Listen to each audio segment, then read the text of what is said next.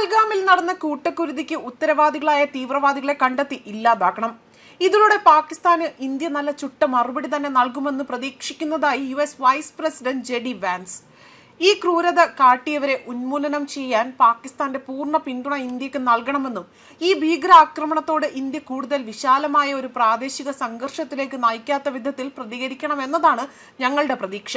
സത്യം പറഞ്ഞാൽ പാകിസ്ഥാൻ ഉത്തരവാദിത്തമുള്ള പരിധിവരെ ചിലപ്പോൾ അവരുടെ പ്രദേശത്ത് പ്രവർത്തിക്കുന്ന തീവ്രവാദികളെ വേട്ടയാടുകയും കൈകാര്യം ചെയ്യുകയും ചെയ്യുന്നുവെന്ന് ഉറപ്പാക്കാൻ ഇന്ത്യയുമായി സഹകരിക്കണമെന്ന് ഞങ്ങൾ പ്രതീക്ഷിക്കുന്നതായി വ്യക്തമാക്കുകയാണ് JD വാൻസ്. കഴിഞ്ഞ മാസം അദ്ദേഹം പ്രധാനമന്ത്രി നരേന്ദ്രമോദിയെ വിളിച്ച് ഭീകരാക്രമണത്തെ ശക്തമായി അപലപിക്കുകയും ജീവഹാനിയിൽ തന്റെ അഗാധമായ അനുശോചനം അറിയിക്കുകയും ചെയ്തിരുന്നു. അതുപോലെ തന്നെ ഭീകരതയ്ക്കെതിരായ സംയുക്ത പോരാട്ടത്തിൽ US ഇന്ത്യയിലെ ജനങ്ങൾക്കൊപ്പം തന്നെ നിൽക്കുമെന്നും എല്ലാ സഹായവും നൽകാൻ തയ്യാറാണ് എന്നും അദ്ദേഹം പ്രകടിപ്പിച്ചതായും വിദേശകാര്യ മന്ത്രാലയ വക്താവായ രൺധീർ ജയ്സ്വാൾ അദ്ദേഹത്തിന്റെ എക്സിൽ പങ്കുവച്ച പോസ്റ്റിൽ വ്യക്തമാക്കിയിരുന്നു. പ്രസിഡന്റ് ഡൊണാൾഡ് ട്രംപ് അടക്കം ഉൾപ്പെടെ നിരവധി ഉന്നത US നേതാക്കൾ അക്രമത്തെ അപലപിച്ചുകൊണ്ട് രംഗത്ത് വന്നിരുന്നു. അതിനെ ഭീകരതയെന്നും മനസാക്ഷിക്ക് നിരക്കാത്തതെന്നും വിളിക്കുകയും ചെയ്തിരുന്നു. പാകിസ്ഥാനെ നേരിട്ട് കുറ്റപ്പെടുത്താതെ തന്നെ അവർ ഇന്ത്യക്ക് പിന്തുണയും പ്രകടിപ്പിക്കുകയും ചെയ്തിരുന്നു. അതേസമയം പഹൽഗാം ഭീകരാക്രമണത്തെക്കുറിച്ച് രാജ്നാഥ് സിംഗുമായി സംസാരിച്ചു US പ്രതിരോധ സെക്രട്ടറി. അമേരിക്ക ഇന്ത്യയോടൊപ്പം തന്നെ ശക്തമായി നിലകൊള്ളുമെന്നാണ് അദ്ദേഹം ഇപ്പോൾ ഉറപ്പ് നൽകിയിരിക്കുന്നത്. പാകിസ്ഥാനുമായുള്ള സംഘർഷം വർദ്ധിച്ചു വരുന്ന സാഹചര്യത്തിലാണ് ഇന്ത്യക്ക് USന്റെ പിന്തുണ അറിയിച്ചുകൊണ്ട് രംഗത്ത് വന്നിരിക്കുന്നതെന്നതാണ് ശ്രദ്ധേയമായ കാര്യം. പഹൽഗാം ഭീകരാക്രമണത്തിൽ ജീവൻ നഷ്ടപ്പെട്ടവർക്ക് അനുശോചനം രേഖപ്പെടുത്തുന്നുവെന്നും രാജ്നാഥ് സിംഗുമായി സംസാരിച്ചതിനു ശേഷം അദ്ദേഹം എക്സിൽ കുറിച്ചിട്ടുണ്ട്. USന്റെ ശക്തമായ പിന്തുണ അവരോടൊപ്പം ഉണ്ടായിരിക്കുമെന്നും തങ്ങൾ ഇന്ത്യയുടെ മഹത്തായ ജനതയ്ക്കൊപ്പം തന്നെ നിൽക്കുന്നുവെന്നും അദ്ദേഹം പറഞ്ഞു.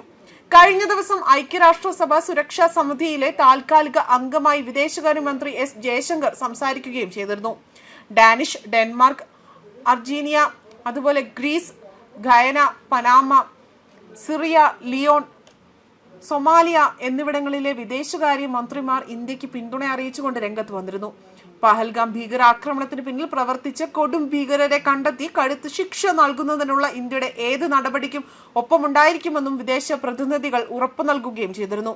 അതേസമയം വെടിനിർത്തൽ കരാർ ലംഘിച്ചുകൊണ്ട് പാക് സൈന്യം തുടർച്ചയായി ഇന്ത്യൻ ചെക്ക് പോസ്റ്റിന് നേരെ വെടിയുതിർക്കുകയാണ്.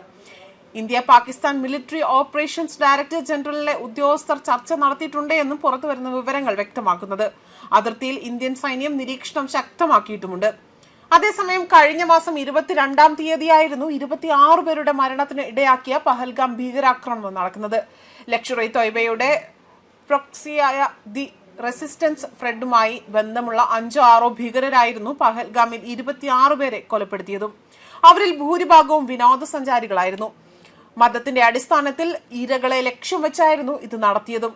സമീപ വർഷങ്ങളിൽ താഴ്വരയിൽ ഉണ്ടായ ഏറ്റവും മാരകമായ സിവിലിയൻ ആക്രമണങ്ങളായ കൂട്ടക്കൊല വൻ ജനരോക്ഷത്തിന് കാരണമാവുകയും അതുപോലെ തന്നെ ഇതിനകം തന്നെ വഷളായ ഇന്ത്യ പാകിസ്ഥാൻ ബന്ധത്തെ നയതന്ത്ര പ്രതിസന്ധിയിലേക്ക് നയിക്കുകയും ചെയ്തു.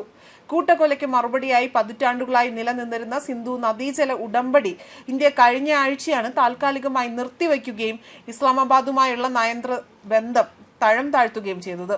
പാകിസ്ഥാൻ പൗരന്മാർക്ക് നൽകി വരുന്ന നിലവിലുള്ള എല്ലാ സാധുവായ വിസകളും ന്യൂഡൽഹി റദ്ദാക്കുകയും ചെയ്തിരുന്നു.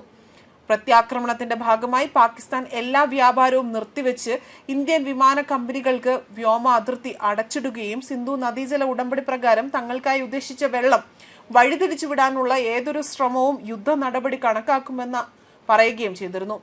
അതേസമയം മാരകമായ ആക്രമണങ്ങൾ നടത്തിയവരെ മാത്രമല്ല പിന്നിൽ ഒളിച്ചിരിക്കുന്നവരെയും ശിക്ഷിക്കുമെന്ന് പ്രധാനമന്ത്രി നരേന്ദ്രമോദി പ്രതിജ്ഞയെടുക്കുകയും ചെയ്തിരുന്നു.